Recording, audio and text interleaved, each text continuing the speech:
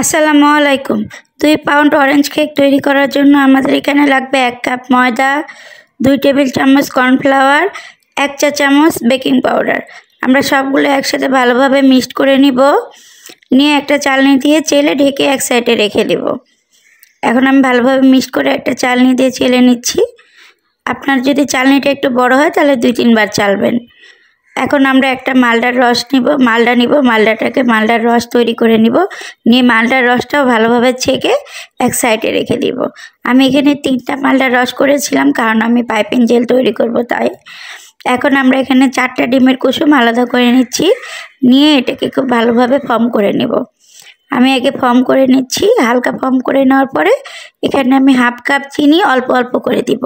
প্রথমে সামান্য একটু চিনি দিব, তারপরে সামান্য একটু দিব, অল্প অল্প করে দিব। আপনারা যদি নতুন হয়ে থাকেন তাহলে অবশ্যই চিনিটা আপনার ব্লেন্ডারে ব্লেন্ড করে দিবেন। এতে করে চিনিটা খুব দ্রুতই গলে যাবে, সময় লাগবে না, আর আপনার ডিমের ফর্মটা বসে যাওয়ারও ভয় থাকবে না।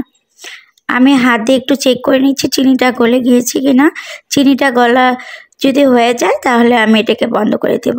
আমার চিনি গলে গিয়েছে। এখন আমি ডিমের কুসুম, হাফ চা চামচ অরেঞ্জ এসেন্স, হাফ চা চামচ food colour, orange food colour, আর 3 টেবিল চামচ কমলার রস দিয়ে এখন আমি খুব ভালোভাবে আবার মিক্স করে নিব। এখন কিন্তু খুব বেশি বিট করা যাবে না, মোটামুটি অল্প পরিমাণে বিট করে নিব। একটু বিট করা হয়ে গেলে তারপর এখন আমি শুকনো উপকরণগুলো দিব। আমি মোটামুটি 2 মিনিটের মতো বিট করে নিয়েছি। আমার বিট করা হয়ে গেছে। এখন আমি শুকনো উপকরণগুলো আলতো হাতে 4 বারে মিক্সড করব। প্রথমে একবার দিলাম অল্প করে, ফোল্ডিং কাট হিসাব করে করব। এই যে আমি কিভাবে করতেছি আপনারা ভালো করে দেখেন, দেখলেই বুঝতে পারবেন। আমরা ততক্ষণ পর্যন্ত মিশাবো যতক্ষণ পর্যন্ত না আমাদের কেকের ব্যাটারের মধ্যে কোনো লাম্পস থাকে।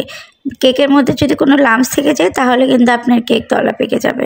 এই জিনিসটা খেয়াল করবেন। এই কারণে আমরা আস্তে আস্তে 4 বারে মিক্সড করব।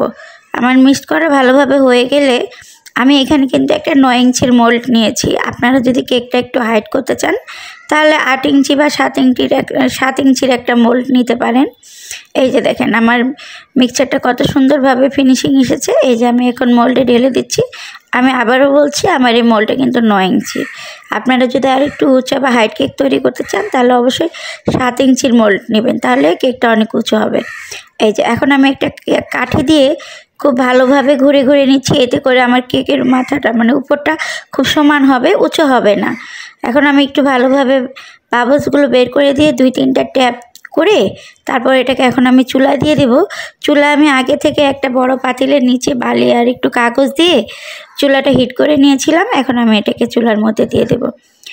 5 মিনিট প্রিহিট করে নিলে আপনার ওভার চুলার প্রিহিট হয়ে যাবে।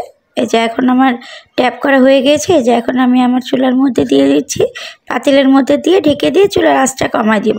এটা কিন্তু আপনাকে মনে রাখতে হবে, চুলা কেকটা দেওয়ার পরে 5 মিনিট চুলাটার আঁচ বাড়ায় রাখবেন, তারপরে মিডিয়াম করে দেবেন। একবারে লো করে দিলে কিন্তু আপনার কেক হতে অনেক সময় লাগবে। এই কেকটা হতে আমার 45 মিনিটের মতো সময় লেগেছিল, কিন্তু আমি ভিডিওটা করেছিলাম ভুলবশত ডিলেট হয়ে গিয়েছে, যার কারণে আমি আর কেকের ভিডিওটা দিলাম কিন্তু বাকি ভিডিওটা দিতে পারছি না।